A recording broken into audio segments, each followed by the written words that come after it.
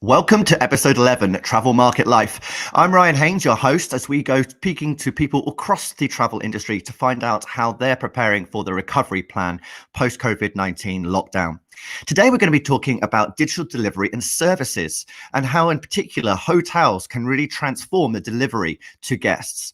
We're going to be joined by Julie Grieve, the founder and CEO of Information Apps Limited, with their product Crichton, which is the first DIY app builder for the hospitality sector in the UK. She previously had been the CEO of Lateral City, a luxury service apartment operator, and her early career was spent in service apartments, where she became MD of Abbey Business Centres, which she successfully sold in 2011. Julie also owns a compact bijou gift and homeware store in the beautiful seaside village of Ely in Scotland, which she runs with her husband. And we have her on the line now. So from Bournemouth all the way up to Scotland. Hi, Julie. Hello, Ryan. How are things going up there in Scotland? Well, I'm looking out of my utility room window and it is a beautiful day. So I think we have to be grateful for small mercies. Indeed, we do. And I'm looking forward to a lovely weekend ahead of us and certainly, hopefully, a brilliant summer. Obviously, that just all depends on how much of the summer we're allowed to enjoy. But I mean, you come from a hotelier background, and so you must be really have been thinking about, what should hoteliers be doing right now? What would you be doing? I mean, you've got quite a bit of experience in that field. So what would you see as the recovery plan for a hotel? Yeah, so my mum and dad had a small hotel when I was growing up, and then previous to Crichton, I was running Lateral City. So I think I would be probably up to my balls, making sure that we were still compliant with the Legionella rules, turning on taps and flushing toilets, which I know a lot of my hotelier colleagues are doing, but also thinking about what the new normal or post recovery looks like. So how are we going to get trust back into our messaging? How are we going to make sure our guests feel that we really care about their safety? How do we make sure our teams know that we care about their safety, and that actually there's an enormous responsibility on our teams to deliver that safety? Because as a hotel manager, you literally can't do everything. Your team are really the way that you're able to deliver the service that you want. So I'd be looking at that. I'd be looking at making sure I was still speaking to my customers and my guests right now and trying to keep us in the forefront. I think a lot of hotels have been absolutely fantastic at making sure that they are still available to book, that they have been very flexible in their rates. And, particularly over the summer, that's hard because you normally would have a lot of non-refundable, non-flexible rates on there. So that sort of thing. And then trying to think about what pricing is going to look like as you get through the summer and, towards the winter months. Because if we get back to some sort of normality, October school holidays could be an absolute boom. But we will have a very different market than we used to. So how does that play to your pricing? How does that play to your packages? What is your guest persona over the next 18 months? And how do you make sure that you're really focused on becoming the place that they want to come and stay? Yeah, we've certainly had a few conversations, and people can check out some of the other interviews that we've had with Neville Isaac from Beyond Price Out Revenue Management, or Angeline Bungay from Profit Room, looking at distribution. And we also spoke to Soraya Letra from Yield Planet about pricing. So, I mean, there's a lot happening in that area. And one of the questions, though, is that I guess a lot of hotels have furloughed their staff, and that's only the GM working. What staff would you say take off furlough in order to help them really prepare for the summer months and the rest of the year ahead? Well, I shared a post from Adrienne at Right Revenue a few weeks ago, and it was basically, if you furloughed your revenue manager, you might want to rethink it, because I do think scenario planning right now and really looking at best case and worst case and all the different segments of business you used to have, and which of those you think will continue and which of those you'll need to replace, is going to become crucial. So if you can, and of course a lot of businesses are really struggling for cash, but if you can, I think the first person I would take off would be my revenue manager. And then I'd be looking at marketing. So how do you make sure that you can continue to speak to those guests? And I mean, our DMOs have some responsibility for this, right? So you will see the Visit Britain, the Visit Scotland, Visit Ireland are all doing their bit around about evoking, wonderful, beautiful scenery and what you can do when you're in one of the pieces of Great Britain. But that's generally for an international market, and I just don't think we're going to have international for the next 12 to 18 months, maybe. So I think you're going to have a responsibility for continuing to speak to your guests and really making sure that you are forefront when they can first travel. Yeah, we were talking a lot about these source markets, and we had a conversation with Rob Russell from AC Group, and wholesaler that brings international travelers. And as you mentioned, and as we see from numbers from Visit Britain, Chinese visitors have just been on such a steep incline over the last few years, and now suddenly, boom. Yeah. It's almost like the trapdoors opened and it's fallen flat. And hotels, I guess, they can't necessarily be relying on some of these big tour operators because they themselves can't rely on that sort of audience. But one of the things is to make sure that your distribution strategy is a little bit more wider than maybe the online travel agents.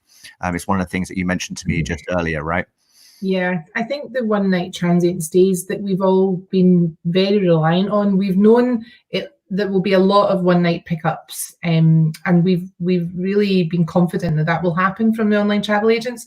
I don't think that's going to be there for a while, and I think realistically, although that's been fairly easy business for us, if we can get our guests to come and stay longer, it costs less cleaning, less check-in, check-outs, all these sorts of costs that are to do with turning over rooms. So I think looking at how you can increase your length of stay will become important. And Chinese guests, particularly in Scotland, which is obviously where I was running the business, would come for a couple of nights and then might come back for one night after they had done their 2 or 3 nights around Scotland. So it was good business, but we were storing bags, and running a service department business isn't quite as easy as a hotel in terms of the number of same rooms you have. So there was complexity there that is definitely not going to be there when you have a family coming for 4 nights to spend their hard-earned cash and get the kids run off their feet, and then mum and dad or dad and dad can enjoy a glass of wine at the end of the day. And I think there's big opportunities there. And when we talk about savings and the opportunities that can present to us now, in particular in the digital delivery of services. So, Crichton, this is sort of like where the idea of Crichton really came from, right? So do you want to explain to us how hoteliers can really make those savings and the opportunities for them? Well, I started Crichton because I was completely fed up in Lateral City of continually having to reprint my guest directory, my in-room collateral. And, as designers of hotels, we build these amazing rooms or apartments. And then as operators, we go in and put lots of bits of paper down to communicate with our guests. So Crichton was really started as a way to help us digitize all that information and give it to the guests before they arrived, so that actually you had an inherent upsell capacity pre, during, and post stay. And since then, it's grown into helping hoteliers and operators of accommodations put all of their technology stack that faces the guest into one place to drive return on investment. So you can't say to a guest, I've got 6 different ways for you to interact with me, and here they all are. The guest just will not interact, and you don't get ROI. And so I think with COVID, the fact that you can digitize everything is 2-pronged. So yes, it saves you money, and all of that information is going to be changing continually and quickly as things that you recommend are still closed or are reopening or have specific rules. But also the touch points. So in a hotel room, I'm speaking to hoteliers and they're clearing everything out. Collateral, tea trays, irons, amenities, everything is coming out so that they can confidently say to a guest, when a guest asks, this is clean. Be reassured that this is not something that someone else has touched. And so there's 2 sides to it. Safety, reduce touch points, and reducing cost. And a lot of our current customers, so we have some customers are still open. It was really the first thing that they were saying to us was what a life point this was, that they didn't have to think about updating that guest directory anymore because they don't have it, because they have the app. I mean, certainly from, as you say, a time saving for your team to be updating all that information, and the great fact that there's so much availability of information out there which you can plug in and you don't actually have to be creating yourself. And this is what is so great about how tech has moved on so quickly over the last 10 years. You know, I've seen the emergence of the first online channel manager all the way through now to seeing how customers can book from their phone. And so with this, it's also the trend that has really been imposed on us by some of the other leaders in the marketplace. Airbnb, for example. I mean, if anybody stays at Airbnb, you have all the details about what's available locally. The host can message you directly whenever, however. You can get access to your property through it, and you can see how some of the larger hotel chains like the Accors and the Hyatts and the Hiltons have done the same thing. Now they've got the money to be able to invest and develop these types of technologies.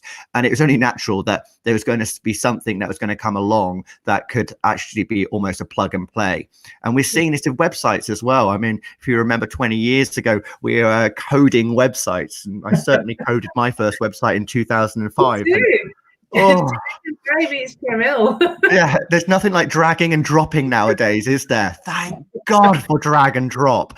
So it's as easy as that. And as you say, if you've got less staff members working and they don't need to deal with customer services necessarily out on the shop floor, so to speak, they've just got those messages coming to them direct into their inbox. They can respond at the most appropriate time for the guests on the most appropriate channel, and that just makes things a lot more seamless, doesn't it? I mean, today communications is key, and getting the right information is key. And as we've seen, we've really adapted, or we've really sort of moved to listening to the 5 o'clock news, and to going to those sources of information that you know that you can trust. So I guess this just helps as well the guests to be reassured.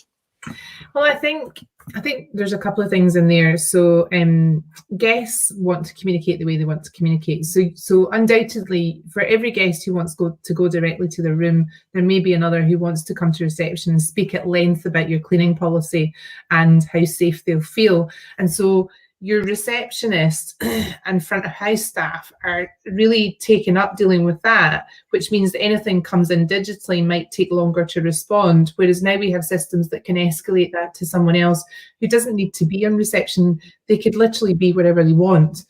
And then I think the other thing is there's a great opportunity with that for the pressure to be taken off the front of house. So front of house is a really high pressure place. It's either completely dead or completely bananas, and there's often no in between. So how do you, as an operator, try and smooth that out to make it easier for people who work there? And part of that is taking the pressure off. So if a message comes in digitally, the person's not able to respond to it because they're dealing face to face, it goes to someone else who doesn't have to be there. And with social distancing for the next few months, I think we are, as operators, going to have to think about the placement of our staff. How far are they from guests? How many guests are in the common areas at the same time? I read something that the government are looking at how hotels should stagger check-ins. Well, guests, as we all know, don't always do what they're told. So how do we get the information to them that this is for their safety and for our staff's safety, so that we can provide that duty of care? And I think technology can help with all of that, and still you can get your personality across because it's your team that's responding to it, rather than it being bits of paper given to them in the car park. There's a person behind the messaging. Yeah, I mean, there's a lot of things I think that people need to think about out of this lockdown, and particularly, as you say, it's those congested common places. It's breakfast and how you might have to stagger breakfast and dinner and lunches. How you can notify people when there is availability for a particular time for them to come along. I mean, you can't be going to their hotel room if they're out and about exploring the town or the city or the countryside. And so there is going to be that challenge. And Bournemouth announced yesterday that they're hoping to become a guinea pig city for tourism, and then to see if they can trial out all these new policies and see how they work. And I'd be interested to find out a bit more about how that will work, because there is so many things that we need to think about within hotels and within travel. I mean, as we saw, talk about flights, and we've already got flights coming over from Northern Ireland, and they're packed. So what does that mean for coach journeys and for train journeys? And this is all going to have a massive impact on us. And I mean, you're a young company yourself. Crichton is only a few years old. So I mean, what have you had to look at? And how have you had to sort of replan your budgets and your approach to the market and looking after your staff? Oh gosh, all of it. I mean, I think as soon as it started, we sort of ripped up the strategy and wrote a new one. In fact, it's on the wall next to me, our coronavirus strategy. And it was all about how do we make sure that we maintain our customer base. And by that, it was how can we help? How can we still be relevant? And how can we continue to add users? And how do we look after our staff? So we went early, everybody went to work from home. We're a technology business. It is easier for us to do that. And we had everybody already works from home 1 day a week. So now they work from home full time. We are reducing our office space because actually the team are coming back and saying they feel like their work-life balance is much better if they work from home. And I think there's a huge opportunity for hotels to start to provide the sort of space that a business like mine now needs, which is once a month, I want a space where we can all work and then we can all socialize and have meetings and probably have some sort of social event at the end of the day. So there isn't anything we haven't looked at. And I think what's been really interesting is the team have been absolutely up for it all, all along the way, saying, we're up for this, or this is good, what else can we do, and really giving good feedback on how to make it work. So things like we do a coffee break, a virtual coffee break at 11 o'clock and 3 o'clock every day, where if you just want to go and have a chat, you can just go and chat to whoever else is on there, like you would if you were making a cup of coffee in the office. We've done charitable quiz nights with Action for Children, and I did my quarterly update all on Zoom or Google Hangouts, and it works absolutely fine. I'm not saying it's perfect, but there's definitely something here that I hope we all learn from, and in a way some of it we continue, because undoubtedly some of it is better for the environment and some of it's better for local communities. Yeah, and I quite like the idea of spending quality time with your team rather than just a few 5 minutes here and there throughout the day. It's in fact, it was a plan that I had for my business this year, was to actually get an office for my team and to build it from the office. And before going to be doing that, our plan was to hire a beach hut in Bournemouth over the summer and to just work from there a few days, just to be able to get together and to share a space. And I really see that, as you mentioned, it's like the opportunity for hotels to give someone a room or a coffee space for people to have a 2-hour conversation, because most of the time that's all we need. And you can make revenue either by hiring the space, by providing food and beverages. There's many other ways in which you can get revenue from the local communities, that's for sure. And we've already seen there's a great news article in the BBC that talks about how businesses are replanning how they manage their teams in future, and in particular the reduction in office space. And certainly locally here, Vitality, which is I think the insurance company, they're reducing their space to just the one building now. And so, and as a startup though, in technology, there's been a lot about talk about will they survive and what's the best way to survive. And I know that you've been incredibly active about how you can make your tools as accessible as possible. One of those being the integrations and making sure that you've got the right connections. How much is that part of a key driver of your strategy over 2020? Oh, enormous. So the technology team have continued to develop, and I see the fact that the hoteliers can choose their own tech stack means that we have to have as many integrations as we can. They will be good technologies. I don't want to integrate any old €400 PMS that doesn't have an API, but if it's got an API and it's deliverable, and I can plug it into that journey for the hotelier, then for sure it's important for us. And I think ultimately allowing the hoteliers to be able to choose the technology that they want to build their own tech stack means that the best technologies will come to the top. And integrations has really been a blocker for industry for a long time because it's been expensive. And we've had a couple of big companies who, maybe haven't been as invested in moving forward as they might have been, shall we say, she says, trying to say it politically correctly, but there's lots of challengers now, and I think the industry is really exciting in terms of how we can still deliver personality to the guests via technology, because it's actually what the guest wants. They don't want to stand in a check-in queue, and hoteliers are like, check-ins are first impression. There is very, very few check-ins that are a good first impression, even if it's the best, because the guest just wants to go and make sure their room is what they booked. So getting rid of all those processes that are all about us and not about the guest, I think is a big opportunity for the sector.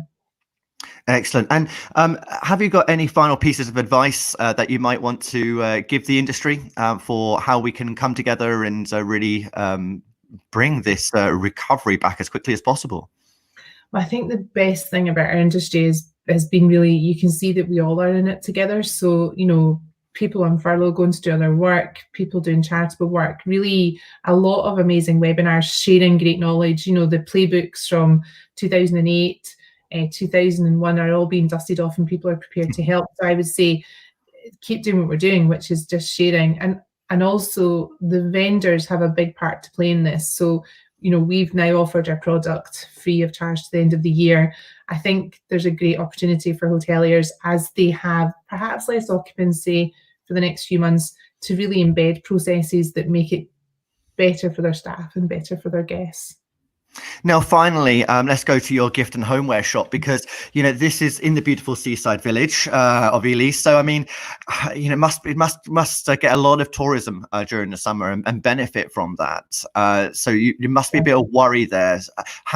What are you thinking is going to be the opportunities for such a small business like that is really at the bottom of the pack when it comes to the traveler's journey? Yeah, so the gift shop's closed just now. Our staff are furloughed, and as I was saying to you earlier, the great thing about that is that we haven't had to buy any stock. We own our shop and the staff are being paid. So, although it's hard and we're not getting income, we don't have ongoing costs. As things start to change, what we're worried about is, will second homes and holiday homes still be used? Will people be able to come? Will they want to travel? I think people will want to travel within 2 hours of their home, and there's an opportunity as long as the government allows people to do that.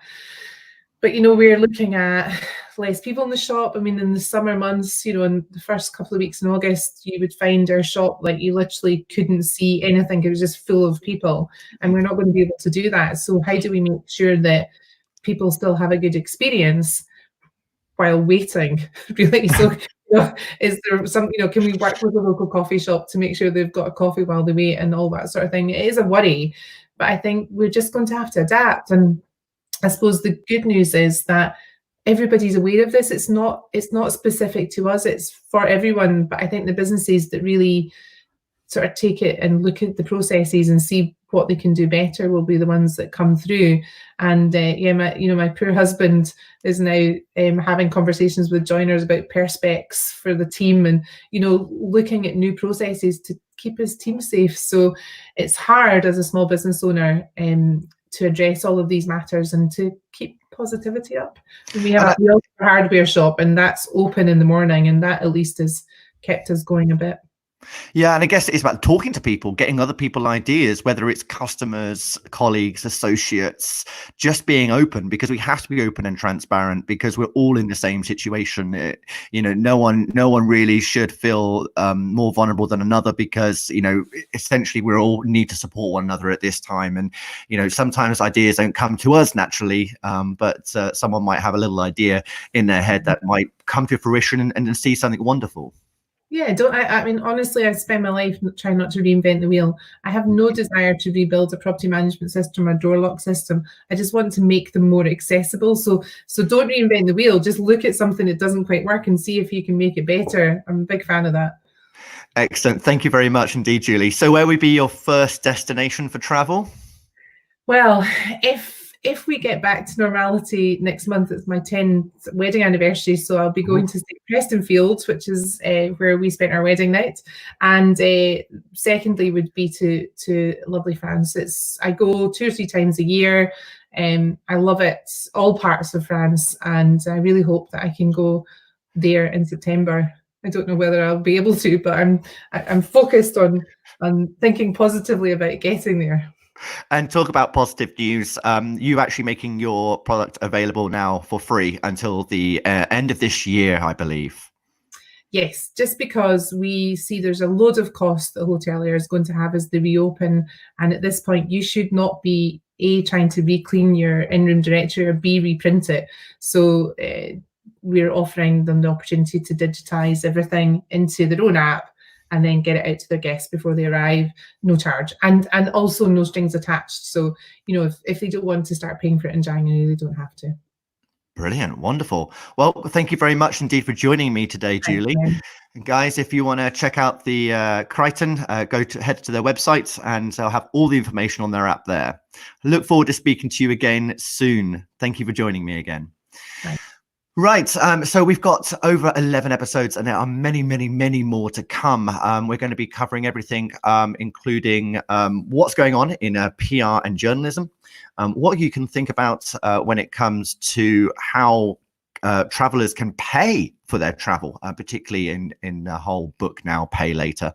And we're going to be hopefully heading over to speak to a travel agent next week. So keep joining us on Travel Market Life. Check it out on the podcasts through Apple, Google, Deezer, or Spotify. And we're of course on YouTube. Thanks again, and speak to you soon. Take care.